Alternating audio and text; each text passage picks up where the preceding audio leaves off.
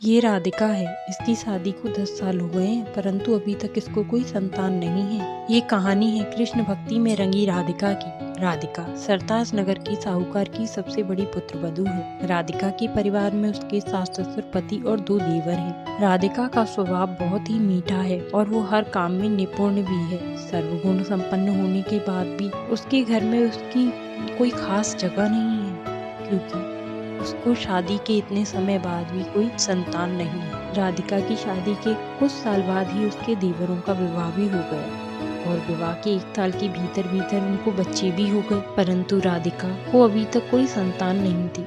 इस बात को लेके उसकी सास उसे अक्सर ताने देती, कहती इसने तो मेरे बेटे का भी जीवन बर्बाद कर दिया, अब मैं इस बांझ का क्या करूं। परंतु राधिका को अपनी कृष्ण कन्हैया पे बहुत भरोसा था। वो कहती कान्हा जो करेंगे अच्छा ही करेंगे।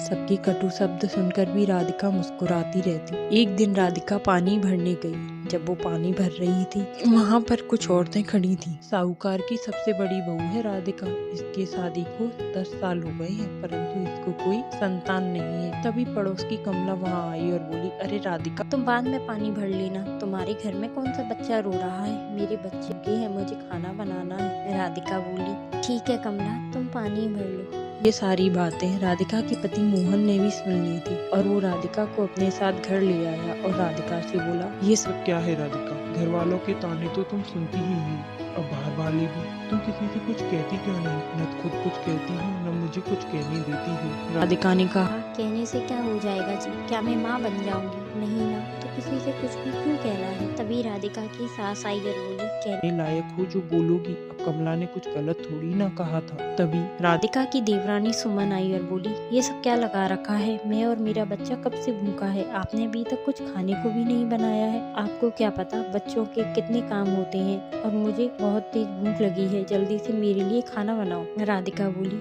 ठीक है, मैं अभी बनाती हूँ। मोहन बोला, रुको राधिका। सुमन, अभी दोपहर के 12 बज रहे हैं और तुम अभी सोकर उठी हो। राधिका सुबह से ही घर का सारा काम कर रही है। राधिका कोई मशीन नहीं है जो पूरे दिन काम करते रहेगी, ना ही तुम्हारे घर से दहेज में आई नौकरानी। तुम्हें भूख लगी है तो खाना तुम ही बनाओ। राधिका की सास बोली, सुमन ने इस घर के वारिस को जन्म दिया है, वो इस घर की रानी है और तेरी पत्नी नौकरानी। मोहन को रोज रोज अपने परिवार के द्वारा राधिका का अपमान नहीं सहा जाता, इसीलिए वह अपनी पत्नी के साथ अलग रहने लगा।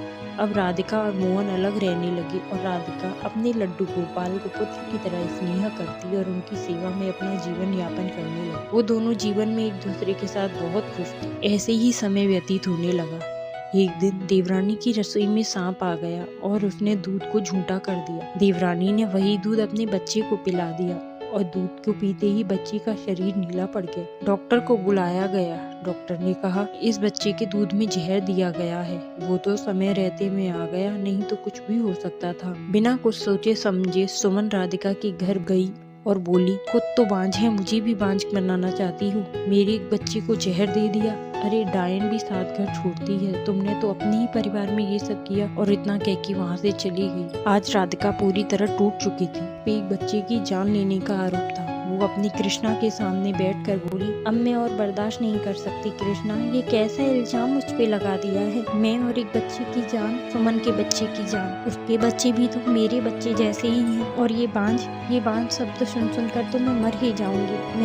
मैंने तो आपको भी अपनी पुत्र जैसा ही स्नेह दिया है, परंतु शायद मेरी ममता में ही कोई कमी रह गई होगी, इसीलिए तो आपको पुत्र मानने के बाद भी ये दुनिया मुझे बांझ ही कहती है। और उनके चरणों में सिर रखकर रोने लगी। रोते रोते सो गई। तभी राधिका ने अपने स्वप्न में देखा, एक नन्हा सा बालक उनसे कह रहा है, माँ, आप तो इतनी ममतामयी हैं कि आपको माँ के रूप में पाकर मैं धन्य हो जाऊंगा। अगली सुबह राधिका जागी और अपने दैनिक कार्य कर कृष्ण जी की पूजा करने लगी और उनको दूध का भोग लगाया। तभी उसे किसी बच्चे की रोने की आवाज आई। बच्चे की आवाज सुन राधिका बाहर आई तो दरवाजे में एक टोकरी में बच्चा रखा था। वो बोली, ये बच्चा किसका है? यहाँ कौन छोड़ गया इसे? राधिका ने आसपास देखा, उसे कोई भी नहीं दिखा। राधिका उस बच्चे को लेकर अंदर आई और वो सोचने लगी, शायद इसे भूख लगी है इसीलिए इतना रो रहा है। उसने उसे दूध पिलाया और वो शांत हो गया और सो गया। तभी वहाँ सुमन आई और बोली, दीदी मुझे माफ कर दो, कल मैंने आपको बिना कुछ सोचे समझे इतना सब कुछ कह दिया। आज सुबह ही घर में सांप निकला